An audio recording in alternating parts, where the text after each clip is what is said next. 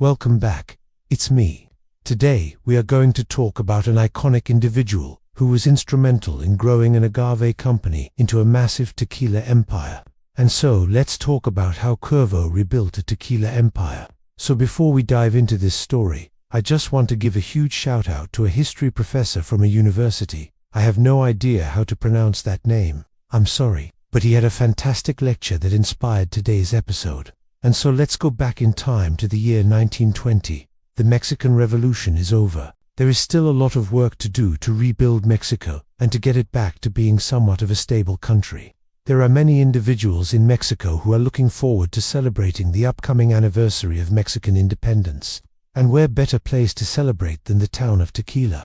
In the 1800s, the town of Tequila had been a very important location for producing agave spirits. But with the Mexican Revolution, people were not really able to produce agave spirits or really do much of anything without the threat of violence and theft. And so this celebration of Mexican independence is really one of the first major celebrations that has happened in the town of Tequila in decades.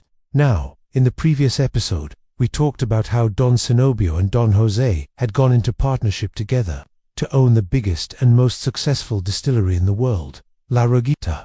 But with the outbreak of the Mexican Revolution, they had to sell their distillery.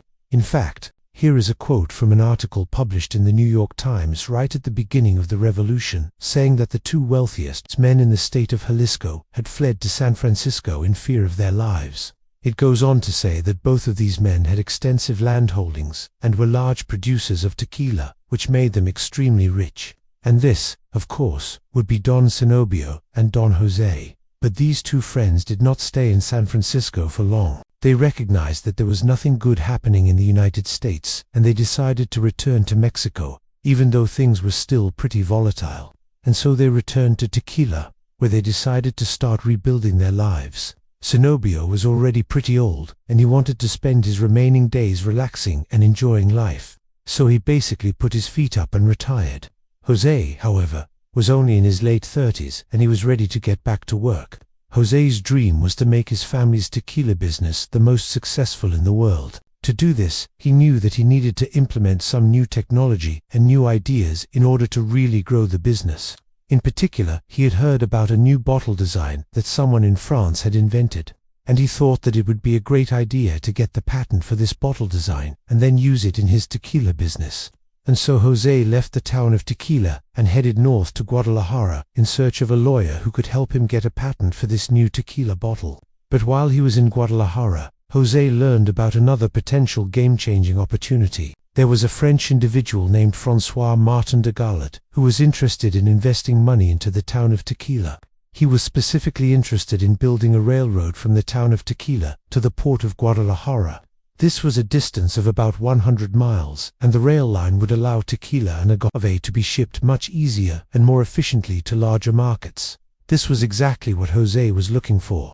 He realized that if they could get this railroad built, it would be a real game changer for the entire tequila industry. Jose jumped on this opportunity with both hands and began working with this French investor to make his dream a reality. There was also a byproduct of this railroad that would directly benefit Jose. If the railroad got built, it would run right past the Hernandez family farm, and so the railroad would literally bring the tequila industry to his doorstep.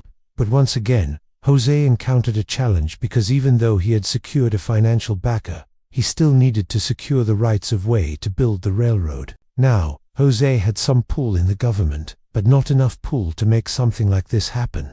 And so Jose went back to the town of Tequila and began reaching out to all of the hacienda owners to try and secure the rights of way. Unfortunately, not all of the hacienda owners were interested in selling the rights of way.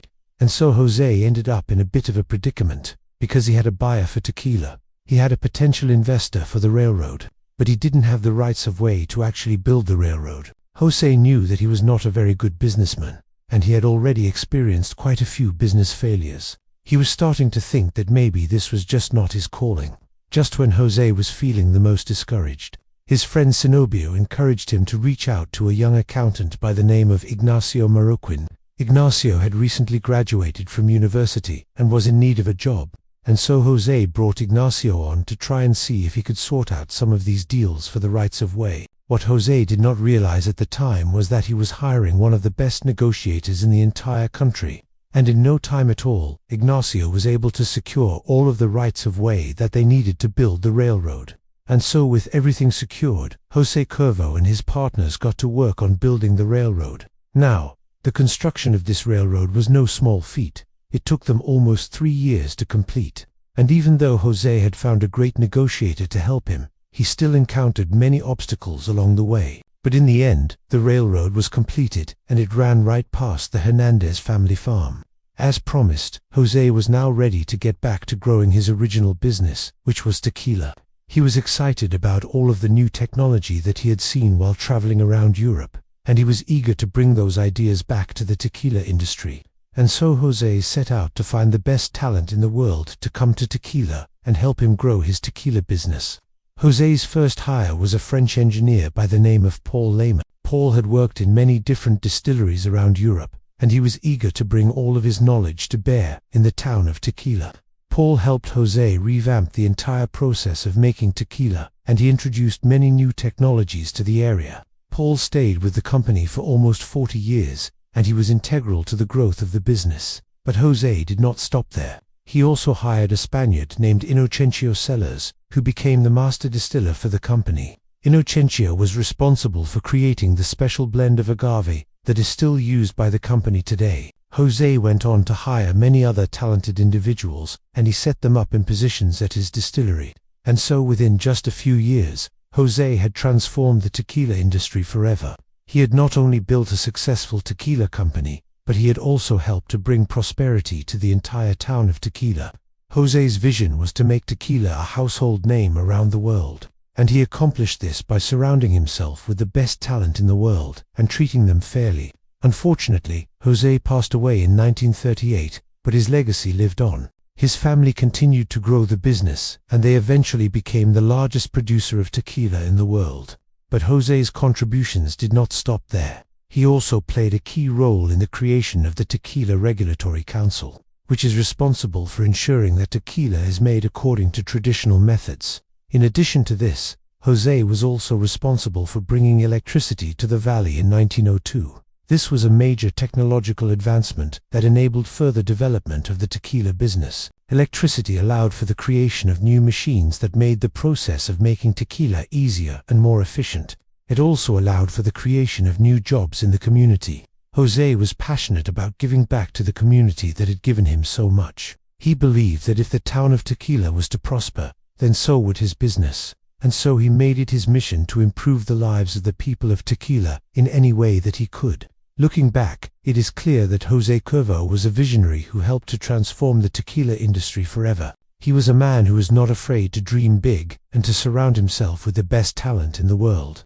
José was a man who was passionate about his product and about the community that he lived in. Thank you for joining me on this journey through time. It has been my privilege to bring you these stories of the tequila industry. I hope that you have enjoyed this video. If you have, please subscribe. Until next time, salad.